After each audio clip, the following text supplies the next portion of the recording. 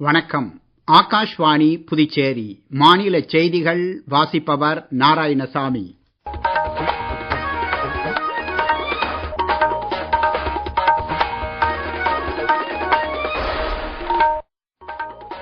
தலைப்புச் செய்திகள். தற்சார்பு இந்தியாவை உருவாக்குவதில் நாட்டின் இளைஞர்கள் முக்கிய பங்காற்றுவதாக பிரதமர் திரு நரேந்திர மோடி தெரிவித்துள்ளார். இந்தியா வந்துள்ள சைப்ரஸ் அதிபர் திரு நிக்கோஸ் கிறிஸ்டோடூடிலஸ் இன்று குடியரசுத் தலைவர் திருமதி திரௌபதி முர்முவை சந்தித்து பேசினார்.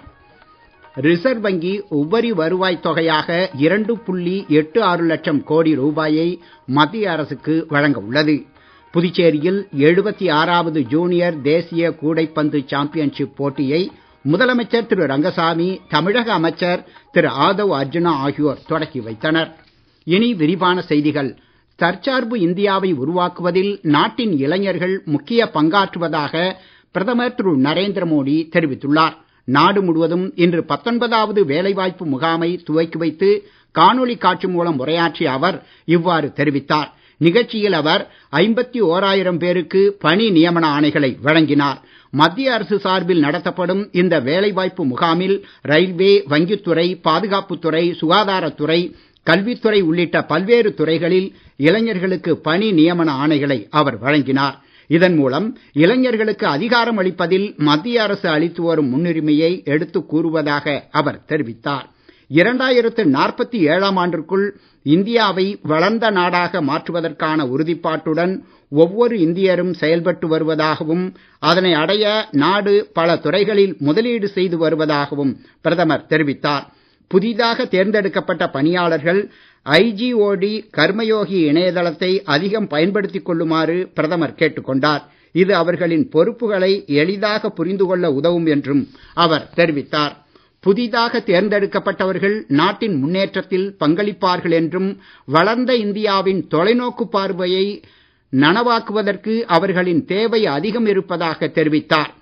நாடு முழுவதும் 47 இடங்களில் நடத்தப்பட்ட இந்த வேலைவாய்ப்பு முகாமின் ஒரு பகுதியாக சென்னை ICF வளாகத்தில் நடைபெற்ற நிகழ்ச்சியில் மத்திய தகவல் ஒலிபரப்புத்துறை இணையமைச்சர் டாக்டர் எல் முருகன் பங்கேற்றார்.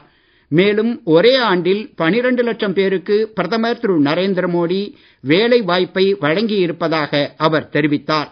இது குறித்து மேலும் அவர் கூறுகையில், மத்திய அரசின் மக்கள் நலன் சார்ந்த வளர்ச்சி திட்டங்கள் குறித்து அனைவரும் அறிந்து கொள்ள வேண்டும் என்றும் டாக்டர் எல் முருகன் தெரிவித்தார். பெரம்பூர் ரயில் பெட்டி தொழிற்சாலையில் தயாரிக்கப்படும் ரயில் பெட்டிகள் உலக நாடுகளுக்கு ஏற்றுமதி செய்யப்படுவதாக அவர் தெரிவித்தார்.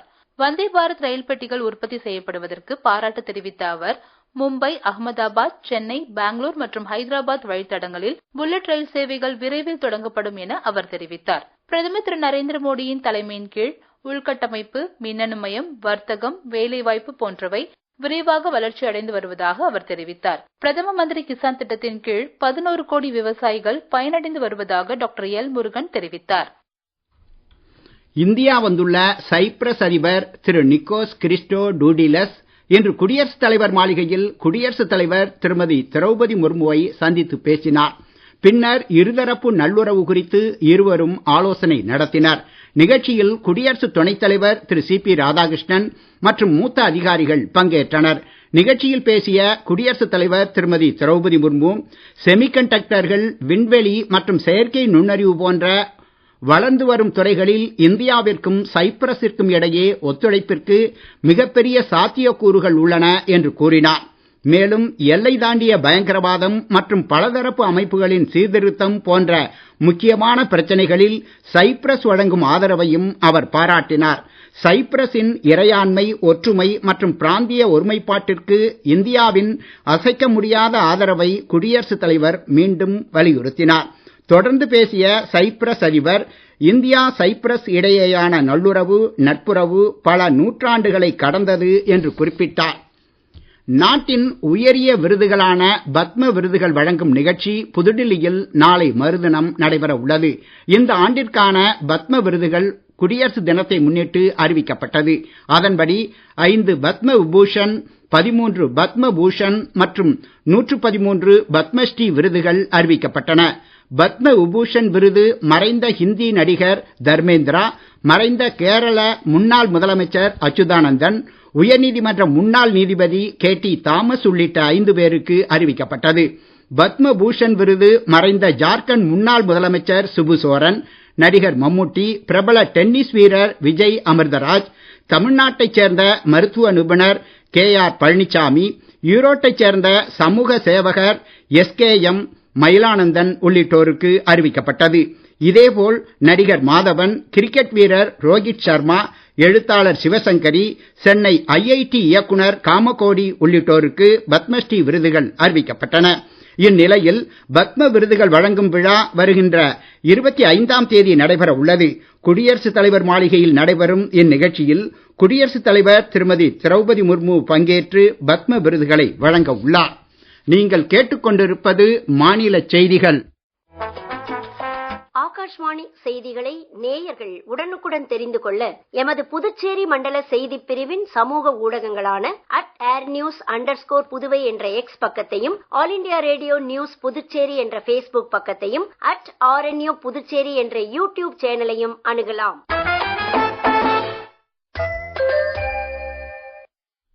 செய்திகள் தொடர்கின்றன. ரிசர்வ் வங்கி உபரி வருவாய் தொகையாக 2.86 லட்சம் கோடி ரூபாயை மத்திய அரசுக்கு வழங்க உள்ளது. மத்திய அரசுக்கு கடந்த 2024-25ஆம் நிதியாண்டில் ரிசர்வ் வங்கி 2.69 லட்சம் கோடி ரூபாயை உபரி வருவாய் தொகையாக வழங்கியது. நெருக்கடி நேரத்தில் மத்திய அரசின் நிதி நிலைமையை வலுப்படுத்த ரிசர்வ் வங்கி இந்த உபரி வருவாயை வழங்கி வருகிறது. தற்போது மேற்காசிய விவகாரத்தில் கச்சா எண்ணெய் விநியோகம் தடைப்பட்டு இறக்குமதி கட்டணம் அதிகரித்துள்ளது. இந்த சூழ்நிலையை சமாளிக்கும் வகையிலும் மத்திய அரசின் நிதி நிலைமையை வலுப்படுத்தும் வகையிலும் ரிசர்வ் வங்கி தற்போது மத்திய அரசுக்கு 2.86 லட்சம் கோடி ரூபாயை வழங்குகிறது. இது கடந்த முறையை காட்டிலும் சுமார் 6.7% அதிகமாகும். மும்பையில் நேற்று ரிசர்வ் வங்கி ஆளுநர் சஞ்சய் மல்ஹோத்ரா தலைமையில் நடைபெற்ற ரிசர்வ் வங்கியின் மத்திய இயக்குநர்கள் குழுவின் 623வது கூட்டத்தில் இந்த முடிவு எடுக்கப்பட்டது. எவரெஸ்ட் சிகரத்தின் உச்சியில் இந்திய தேசிய கொடியை வெற்றிகரமாக ஏற்றிய இந்தோ திபெத் எல்லை காவல் படையின் பெண்கள் பிரிவிற்கு மத்திய உள்துறை அமைச்சர் திரு அமித்ஷா வாழ்த்து தெரிவித்துள்ளார். இது தொடர்பாக எக்ஸ் வலைதளத்தில் பதிவிட்டுள்ள அவர், மிக கடுமையான நிலப்பரப்பிலும் கடும் தட்பவெப்ப சூழ்நிலையிலும் இந்த சிறப்பான சாதனையை புரிந்த பெண்கள் மலையேற்ற குழுவினருக்கு அவர் வாழ்த்துக்களை தெரிவித்துள்ளார். இந்தோ திபெத் காவல் படையினரின் குறிக்கோளான தன்னை விட தேசமே பெரியது என்ற சாதனையை இந்த மலையேற்ற குழுவினர் நிலைநிறுத்தியுள்ளதாக அவர் தெரிவித்துள்ளார். அமெரிக்க வெளியுறவுத்துறை அமைச்சர் திரு மார்க் ரூபியோ 4 நாள் அரசுமுறை பயணமாக இன்று இந்தியா வந்து சேர்ந்தார். அமெரிக்க வெளியுறவுத்துறை அமைச்சராக பொறுப்பேற்ற பின்னர் இந்தியா வருவது இதுவே முதன்முறையாகும். இது குறித்து மேலும் சில தகவல்கள்.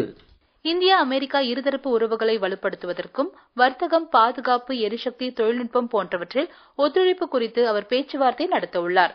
நாளை வெளியுறவுத்துறை அமைச்சர் டாக்டர் ஜெய்சங்கரை சந்தித்து பேசும் அவர் அமெரிக்க தூதரகத்தின் சுதந்திர தின கொண்டாட்டத்திலும் பங்கேற்கிறார். வரும் திங்கட்கிழமை அன்று ஆக்ரா மற்றும் ஜெய்ப்பூர் நகரங்களுக்கு செல்லும் திரு மார்க் ரூபியோ பின்னர் புதுடெல்லியில் நடைபெறும் குவாட் வெளியுறவு அமைச்சர்கள் உச்சி மாநாட்டிலும் பங்கேற்கிறார்.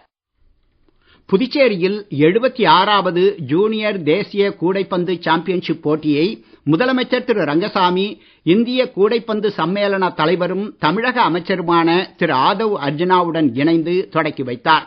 இதன் தொடக்க விழா உப்பளம் ராஜீவ்காந்தி உள் விளையாட்டு அரங்கில் நடைபெற்றது.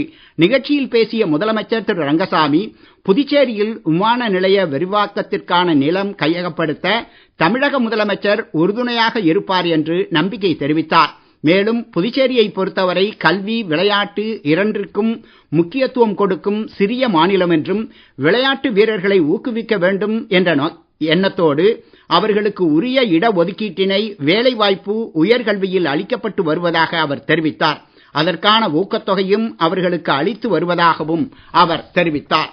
IPL கிரிக்கெட் போட்டியில் இன்று இரவு 7:30 மணிக்கு லக்னோவில் நடைபெறும் ஆட்டத்தில் லக்னோ சூப்பர் ஜெயண்ட்ஸ் அணி பஞ்சாப் கிங்ஸ் அணியை எதிர்கொள்கிறது. மீண்டும் தலைப்புச் செய்திகள். தற்சார்பு இந்தியாவை உருவாக்குவதில் நாட்டின் இளைஞர்கள் முக்கிய பங்காற்றுவதாக பிரதமர் திரு நரேந்திர மோடி தெரிவித்துள்ளார். இந்தியா வந்துள்ள சைப்ரஸ் அதிபர் திரு நிக்கோஸ் கிறிஸ்டோ டூடிலஸ் இன்று குடியரசுத் தலைவர் திருமதி திரௌபதி முர்முவை சந்தித்து பேசினார். ரிசர்வ் வங்கி உபரி வருவாய் தொகையாக 2.86 லட்சம் கோடி ரூபாயை மத்திய அரசுக்கு வழங்க உள்ளது. புதுச்சேரியில் 76வது ஜூனியர் தேசிய கூடைப்பந்து சாம்பியன்ஷிப் போட்டியை முதலமைச்சர் திரு ரங்கசாமி, தமிழக அமைச்சர் திரு ஆதவ் அர்ஜுனா ஆகியோர் தொடக்கி வைத்தனர். இத்துடன் இந்த செய்தி அறிக்கை நிறைவு பெற்றது. வணக்கம்.